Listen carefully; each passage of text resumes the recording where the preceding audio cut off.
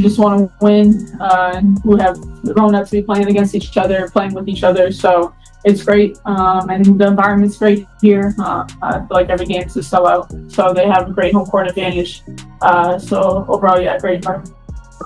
Paige, have you talked to Caitlin at all? She went through some of the injury stuff that she has this year. Have you talked to her, offered any support or anything like that? No, I haven't talked to her personally, but I know she's got a great team around her. She works extremely hard. She has great work ethic, sending prayers. She don't wish injury upon anyone. So just wishing her speedy recovery, but not. This was heralded as the matchup of the century, an epic clash between the two latest #1 draft picks in WNBA history, Paige Bueckers and Caitlin Clark. Both are once-in-a-generation talents who had already won over the hearts of basketball fans worldwide with their unforgettable college performances. For months, anticipation soared.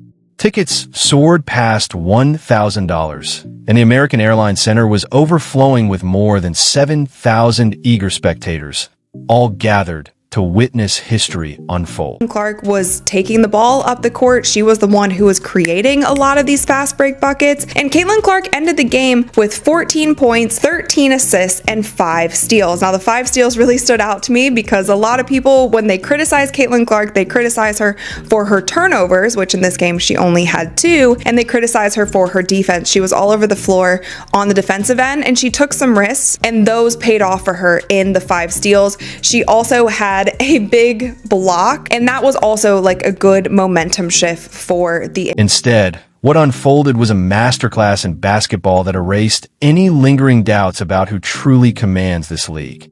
Caitlin Clark and the Indiana Fever didn't just defeat Paige Bueckers and the Dallas Wings. They dismantled them in a resounding 183-point showcase that could only be described as pure, one-sided domination. By the final buzzer, Clark's critics were left speechless, many heading for the exits long before the game was over. Everybody who she is in the Fever win over the Wings in what was a blowout victory. One where Clark didn't even shoot the ball well again, but she completely dominated the game and shows the difference between her and everyone else through her playmaking. Not to mention, she played very well defensively. You know, there's this narrative out there sometimes that she's a defensive liability, which is clearly not the case. A bunch of steals in this game, good shot blocking guard as well. But it's what she's able to do to set everyone else up and in the open floor and with her court vision that no one else is able to come close to being comparable. Let me paint the picture of what went down at Cambridge Fieldhouse on Sunday afternoon. Because this wasn't merely a basketball game, it was a declaration. It was Caitlin Clark sending a thunderous reminder to the world of exactly why she's the undisputed face of the WNBA and why stacking her up against anyone else at this point is nothing short of disrespectful. The benches. This game is over. This game is over. The Fever went out there and gave the Wings the belt. I'm talking about the belt in the worst way. Now, what I would say is, God damn, I did not know the Wings were that terrible. I get they probably got one of the worst records in the league, but damn, we got to get Paige up out of there. We got to get Paige up out of there. I mean, she ain't really have no help for her out there. It was looking, but on another note, the Indiana Fever, they did their thing. They came to play. I don't know if they can make a statement or not, but they did against them. They definitely did against them. And everybody had it going for them. From the moment the ball was tipped, the energy inside the arena was electric. Both stars wasted no time making their mark. Clark drilled her first shot, a deep 3, then ran back on defense, mouthing finally, setting the tone for what was to come. While Bueckers held her own with respectable numbers, Clark was on an entirely different wavelength. She wasn't just playing basketball. She was orchestrating a ruthless masterpiece, a symphony of destruction that left the Wings looking as if they'd forgotten how to play the game altogether. Clark's first bucket of the night was a long 3-pointer, and she was excited for that. A lot of fans were excited for that because it still seems like she's not shooting at the highest clip like we normally see Caitlin Clark, but she did have 2 3-pointers tonight, and she was 4 for 12 from the field. So like I said, she's still not shooting at the percentage as she normally would. Even in this game, I felt like she was really aggressive and she took a lot of shots in the first half, but then in the second half, she was really facilitating. She was playmaking, she was getting her teammates involved, and with that, there were again 5 players on the Indiana Fever who scored. And now, let's take a moment to talk about Paige Bueckers, because this isn't about diminishing her talent. She poured in 21 points on an efficient 9-4-15 shooting night, a performance that by any standard is more than respectable. But here's the reality. Respectable doesn't hold up when you're sharing the floor with greatness. Bueckers had her moments, sinking tough shots and flashing the brilliance that made her the top pick. Yet while she was putting up strong individual stats, Clark was operating on another level entirely. She wasn't just elevating her own game. She was lifting her entire team with her. What we're talking about when we are referring to Caitlin Clark running the show. Caitlin Clark running the offense, being the innovator of offense, the distributor of offense for the Indiana Fever. This is exactly what we mean right here. This game was an absolute blowout. Dallas Wings didn't know what hit them. Everybody ate in this game. If you're enjoying this, make sure to subscribe. Now, let's be honest about what we all witnessed in that post-game press conference. When reporters questioned Bueckers about Clark's defense, specifically how Clark had picked off several of her passes for easy steals, the frustration was etched plainly across her face. Yeah, Bueckers replied with a telling pause. I mean, you answered it. She's just a very smart basketball player. That wasn't merely acknowledging an opponent's skill. That was the unmistakable sound of someone who had just been thoroughly outplayed on the biggest stage. A few of the turnovers the full turnovers today, I think a few of them were picked off by Caitlin. Was there anything in particular that you saw maybe that she was kind of a step ahead, or it kind of seemed like she was jumping the passing into times? Yeah.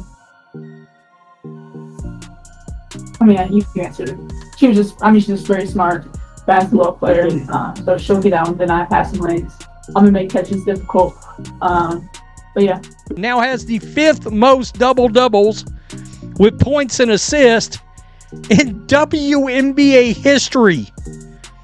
All right. Now, to put that into some context, she's played 1 year plus into this season, and she's missed 10 games. Think about that for a moment.